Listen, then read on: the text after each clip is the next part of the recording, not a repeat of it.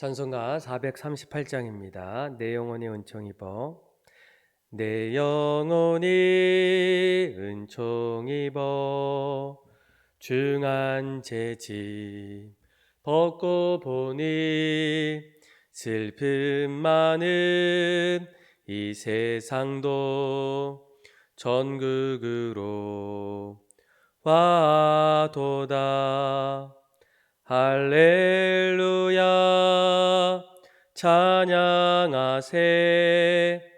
내 모든 죄 사함 받고 주 예수와 동행하니 그 어디나 하늘나라 주의 얼굴 뵙기 전에 멀리 뵈던 하늘나라 내 맘속에 이뤄지니 날로 날로 가깝도다. 할렐루야 찬양하세. 내 모든 죄 사함 받고 주 예수와 동행하니 그 어디나 하늘나라 높은 산이 거친 들이 조막이나 근거리나 내 주 예수 모신 곳이 그 어디나 하늘나라. 할렐루야 찬양하세. 내 모든 죄 사함 받고 주 예수와 동행하니 그 어디나 하늘나라. 아멘. 오늘 새벽에 하나님께서 우리에게 주신 말씀은 갈라디아서 3장 19절에서 29절까지의 말씀입니다. 갈라디아서 3장 19절에서 29절까지 말씀 제가 여러분들에게 봉독해 드리겠습니다. 그런즉 율법은 무엇이냐? 범법함으로 더하여진 것이라. 천사들을 통하여 한 중보자의 손으로 베푸신 것인데 약속하신 자손이 오시기까지 있을 것이라. 그 중보자는 한편만 위한 자가 아니나 하나님은 한 분이시니라. 그러면 율법이 하나님의 약속들과 반대되는 것이냐? 결코 그럴 수 없느니라. 만일 능히 살게 하는 율법을 주셨더라면 의가 반드시 율법으로 말미암았느니라. 그러나 성경이 모든 것을 죄 아래에 가두었으니 이는 예수 그리스도를 믿음으로 말미암는 약속을 믿는 자들에게 주려 함이라. 믿음이 오기 전에 우리는 율법 아래 매인 바 되고 계실 때 믿음의 때까지 갇혔느니라. 이같이 율법이 우리를 그리스도께로 인도하는 초등 교사가 되어 우리로 하여금 믿음으로 말미암아 의롭다함을 얻게 하려 함이라. 믿음이 온 후로는 우리가 초등교사 아래에 있지 아니하도다. 너희가 다 믿음으로 말미암아 그리스도 예수 안에서 하나님의 아들이 되었으니 누구든지 그리스도와 합하기 위하여 세례를 받는 자는 그리스도로 옷 입었느니라. 너희는 유대인이나 헬라인이나 종이나 자유인이나 남자나 여자나 다 그리스도 예수 안에서 하나이니라. 너희가 그리스도의 것이면 곧 아브라함의 자손이요 약속대로 유업을 이을 자니라. 아멘. 예전에 운동을 하다가 한 중년 여성과 이야기를 하게 되었습니다. 이분은 운동한 지 얼마 되지 않아서 저에게 어떻게 하면 운동을 잘할 수 있습니까? 이런 질문을 하게 되는데 나름대로 제가 여러 가지 운동의 노하우들을 하나하나 이야기하다가 그분이 제가 이제 목사인 것을 알고 난 이후에 저에게 이런 말을 합니다. 목사님이세요? 너무 반가워요. 저는 카톨릭 신자입니다. 이렇게 말하는 거예요. 제 남편도 결혼하면서 카톨릭에 나가고 신기한 것은 우리 아이들은 교회에 나가고 있습니다. 이야기를 계속 하다 보니까 이제는 제가 그분에게 한 번은 이 카톨릭에 대해서 궁금한 것을 한번 물어봤어요. 자매님, 이 카톨릭에서는 구원에 대해서 뭐라고 하나요? 구원 받으려면 어떻게 해야 합니까? 무엇이 필요합니까?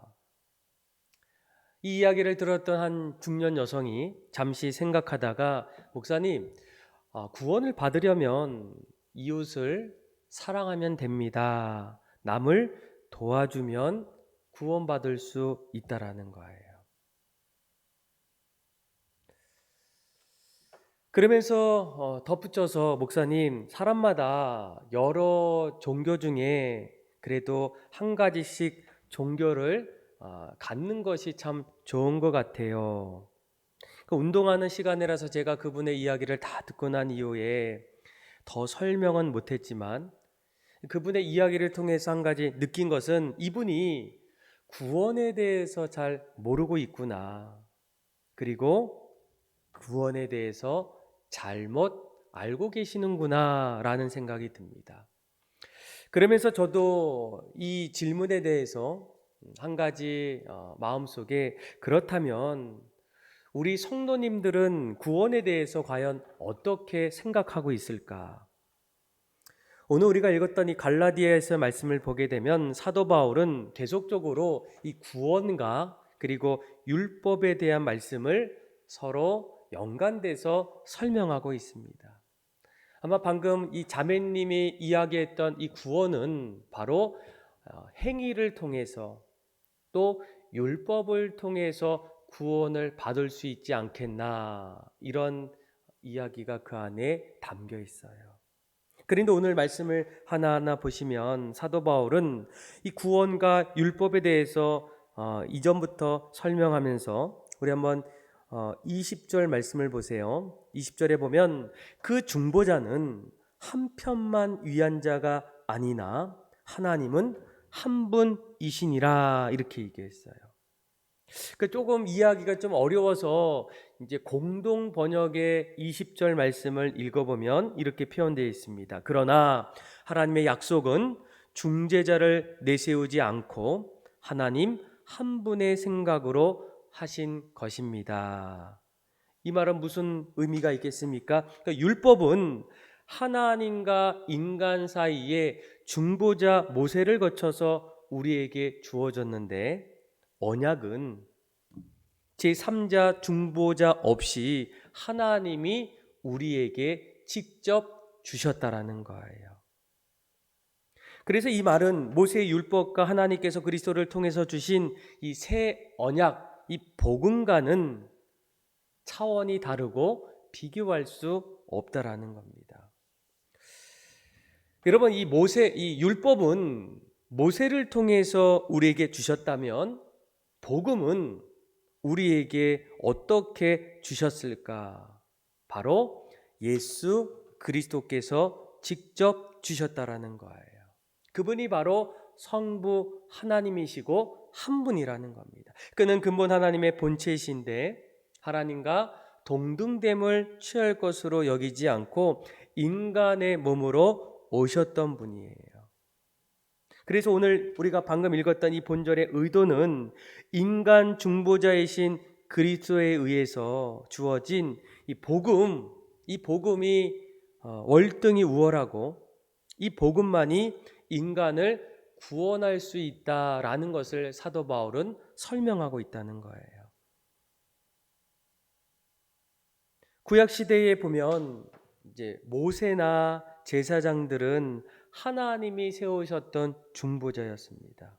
그런데 하나님은 구약의 인간 중보자들을 통해서 그들을 만나 주셨는데 그들은 온전한 중보자는 아니었어요. 왜냐하면 그들은 다른 사람과 동일하게 죄인일 뿐만 아니라 또 인간으로서 하나님 편의 중보자가 될 수 없었기 때문입니다. 사실 하나님과 인간 사이의 온전한 중보자가 되기 위해서는 결코 흠이 없어야 된다는 거예요. 그래서 다른 사람의 죄를 담당할 수 있는 완전한 인간인 동시에 인간에게 하나님의 완전한 용서를 보증할 수 있는 하나님 자신이 되어야 한다는 거예요. 그래서 하나님과 인간 양쪽 모두에게 완전한 중보자로 세우기 위해서 하나님인 동시에 무지한 인간이 바로 죄가 없는 예수님이 되셨다라는 거예요. 그래서 우리가 보통 예수님은 누구이신가? 예수님은 참된 인간이면서도 동시에 하나님이시라는 겁니다. 그러니까 예수님은 이 땅에 우리를 위해서 오셔서 하나님 자신인 이 예수님께서 우리를 위해서 피를 흘리시고 우리의 생명을 대신 짊어지시고 우리를 구원해 주셨다라는 거예요. 그래서 예수님만이 이 땅에 완전한 중보자라는 거예요. 그러면 우리가 율법을 통해서도 생명을 얻을 수 있을까요? 자, 21절을 보세요. 그러면 율법이 하나님의 약속과 반대되는 것이냐? 결코 그럴 수 없느니라. 만일 능히 살게 하는 율법을 주셨다라면 의가 반드시 율법으로 말미암느니라. 아멘. 이 말은 하나님께서 결코 생명을 주기 위해서 율법을 주신 것이 아니기 때문에 의는 결코 율법을 통해서 말미암지 않는다는 거예요. 그러니까 이는 바로 앞에 나오는 율법이 하나님의 약속을 거스르지 않는다라는 이 바울의 자신 주장에 대한 근거를 보게 됩니다. 여러분, 사실 이 율법의 역할이 뭐예요? 율법은 생명이 아니라 19절을 보면 그런지 율법은 무엇이냐? 범법함으로 더하여진 것이라 천사들을 통하여 한 중보자의 손으로 베푸신 것인데 약속하신 자손이여 오시기까지 있을 것이라. 19절의 말씀도 조금 이해하기가 어려워요. 표준 세번역을 보게 되면 좀 이해하기가 쉽습니다. 읽어볼게요. 그러면 율법은 무엇 때문에 주셨습니까? 그것은 약속하신 자손이 오실 때까지 죄를 밝히시려고 덧붙여 주신 것입니다. 그리고 그 율법은 천사들을 거치고 중개자의 손을 거쳐서 제정하신 것입니다. 뭐라고 얘기합니까? 이 율법은 우리가 이 땅을 살아갈 때 내가 하나님 앞에서 죄인이구나, 나의 어리석음, 나의 잘못들이 하나하나 드러나는 그 삶의 기준이 바로 율법을 통해서 알 수 있다는 거예요. 그래서 생명을 주는 것은 율법의 본질과는 반대입니다. 서두에 이 자매님이 내가 이웃을 사랑하고 무엇을 열심히 할 때에 구원받을 수 있을까? 행위로서는 구원받을 수가 없다라는 거예요. 율법은 우리의 죄를 드러나는 것도 있지만 오늘 본문을 보게 되면 율법을 통해서 한 가지 중요한 기능이 있어요. 그것은 바로 하나님의 은혜가 우리에게 절실히 필요하는구나. 내가 율법을 하나하나 지킬 때에 또 그 율법을 비추어 봤을 때 자꾸만 내가 그 율법을 지키지 못하고 내 자신이 인간의 노력으로는 더 이상 의인이 될 수 없다는 것을 깨닫고 내가 죄인 속에서 누구를 바라봅니까? 하나님의 은혜가 필요하다는 거예요. 하나님께서 나를 다시금 새롭게 만들어 주시지 않으면, 새로운 마음을 주시지 않으면 우리는 의인으로 살아갈 수 없다라는 거예요. 그래서 이 율법의 가장 중요한 기준 중에 하나가 무엇입니까? 그 율법을 통해서 우리가 그리스도께로 인도함을 받는다는 거예요. 자, 24절을 볼까요? 24절에 뭐라고 합니까? 이같이 율법이 우리를 그리스도께로 인도하는 초등교사가 되어 우리로 하여금 믿음으로 말미암아 의롭다함을 얻게 하려 함이라. 율법이 우리를 그리스도께로 인도하는 뭐가 된다고요? 초등교사가 된다는 거예요. 여러분, 이 초등교사는 누구입니까? 이 초등학교 교사를 잘 보세요. 우리 아이들이 중학교 때랑 고등학교 때랑 좀 달라요. 초등교사의 역할은 아이가 하나부터 열까지 다 할 수 있도록 옆에서 이끌어 가시는 분이 바로 초등교사예요. 그런데 오늘 본문의 사도 바울은 우리를 이끌어가는 그 자리에 무엇을 이끌어간다고 합니까? 예수님께로 이끌어가는 이 초등교사의 역할을 뭐라고 합니까? 율법이라는 거예요. 율법은 우리의 죄를 알게 하고 죄의 모습들을 깨닫게 하는 것도 있지만 그 율법을 통해서 우리가 하나님 바라보고 우리가 다시금 구원받기 위해서 그 율법을 통해서 결국 예수님을 바라보고 예수님께로 인도하는 일들이 일어나게 돼요. 계속적으로 설명하죠. 믿음이 온 후에는 우리가 초등교사 아래 있지 아니하노다. 너희가 다 믿음으로 말미암아 그리스도 예수 안에서 하나님의 아들이 되었으니 누구든지 그리스도와 합하기 위하여 세례를 받은 자는 그리스도로 옷 입었느니라. 너희는 유대인이나 헬라인이나 종이나 자유인이나 남자나 여자나 다 그리스도 예수 안에서 하나이니라. 너희가 그리스도의 것이면 곧 아브라함의 자손이요 약속대로 유업을 이을 자니라. 그러니까 율법은 그리스도를 알게 하고 그리스도께로 인도하는 초등교사가 되면 이제는 우리가 예수 그리스도를 통해서 믿음을 통해서 우리가 죄의 옷을 벗어버리고 하나님의 자녀가 되는 구원의 길에 우리가 설 수 있다는 거예요. 그렇다면 여러분, 더 이상 우리에게 율법이 필요 없을까? 예수를 알게 되고 예수를 통해서 구원받았는데 우리가 이 땅에서 더 이상 율법이 필요 없는 것일까? 그런데 마태복음 5장에 보게 되면 예수님이 제자들에게 말씀하고 있어요. 내가 온 것은 율법을 폐하려 온 것이 아니라는 거예요. 오히려 율법을 완전하게 하기 위해서 오셨다라는 거예요.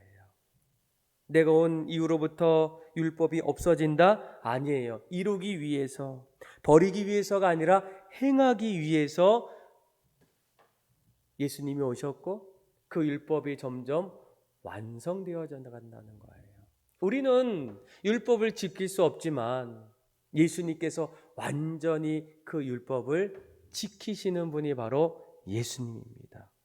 그래서 예수님께서 인간의 죄의 옷을 벗겨주시고 의의 옷을 입혀주셨기에 율법이 더 이상 필요 없다라고 말씀하신 것이 아니라 오히려 이제는 구원받았기 때문에 하나님의 백성이 되었기 때문에 구원의 행위로 율법이 아니라 이제는 구원을 얻은 사람들은 구원을 얻은 결과로서 율법을 지키면서 하나님의 사람으로 살아가야 한다는 거예요. 내가 이제 하나님의 자녀가 되어서 늘 하나님이 사랑해 주신 것처럼 우리도 세상 속에서 사랑으로 살아가야 되고 또 하나님 우리를 용서해 준 것처럼 우리도 세상 속에서 용서함으로 살아가셔야 된다는 거예요. 그래서 저는 여러분들이 신앙생활할 때 이 율법과 구원 이 부분을 여러분들이 잘 정리하셔야 돼요.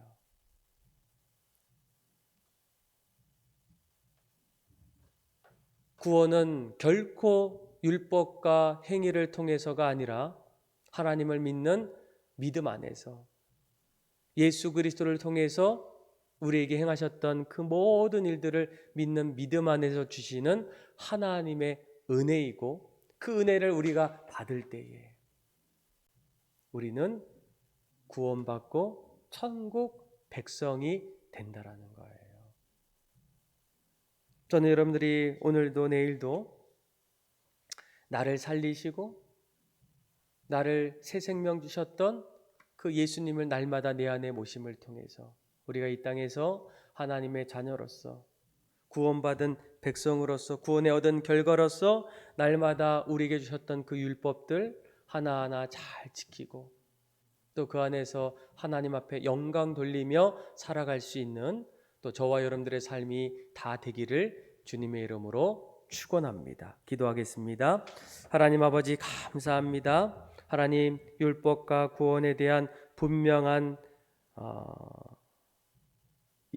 바른 인식을 갖게 하여 주셔서 구원은 오직 예수 그리스도를 믿는 믿음 안에서 하나님의 은혜로서 구원받음을 깨닫게 하여 주셔서 구원받은 백성으로 구원 얻은 결과로서 하나님 우리에게 하나하나 가르쳐 주셨던 지켜야 될 일들, 하지 말아야 될 일들을 하나하나 잘 실천함을 통해서 이 땅에서 우리가 세상의 빛과 소금의 역할을 감당하는 믿음의 사람들 되게 하여 주옵소서. 그렇게 우리의 삶을 이끌어 주실 하나님 앞에 감사를 드리며 예수님의 이름으로 기도합니다. 아멘. 우리 찬송가 361장 우리 1절과 마지막 절 부르겠습니다.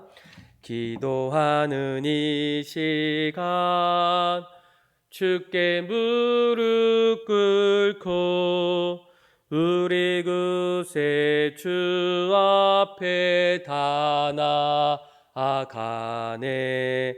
믿음으로 나가면 주가 보살피사 크신 은혜를 주네. 거기 기쁨 있네.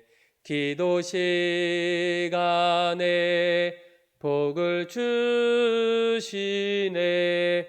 고난 내 마음 속에 기쁨 충만하네. 기도하는 이 시간 주를 의지하고 크신 은혜 구하면 꼭 받으리라. 의지하는 마음에 근심 사라지고 크신 은혜를 주네. 거기 기쁨 있네. 기도 시간에 복을 주시네. 고난 내 마음 속에 기쁨 충만하네. 다 같이 주기도문함으로 예배를 마치겠습니다. 하늘에 계신 우리 아버지, 아버지의 이름을 거룩하게 하시며 아버지의 나라가 오게 하시며 아버지의 뜻이 하늘에서 같이 땅에서도 이루어지게 하소서. 오늘 우리에게 일용할 양식을 주시고 우리에게 잘못한 사람을 용서해 준 것 같이 우리 죄를 용서해 주시고 우리를 시험에 빠지지 않게 하시고 악에서 구하소서. 나라와 권능과 영광이 영원히 아버지의 것입니다. 아멘. 우리 이 시간 함께 주신 말씀 붙잡고 기도하고 또 나라와 민족을 위해서 기도하고 특별히 아프가니스탄을 위해서 기도하며 코로나로 인해서 또 우리의 삶의 변화와 또 그 모든 삶의 자리 하나님의 인도와 보살핌이 있게 해달라고 우리 함께 중보하며 하나님 앞에 기도하며 나가겠습니다. 기도하겠습니다. 하나님 아버지 감사합니다.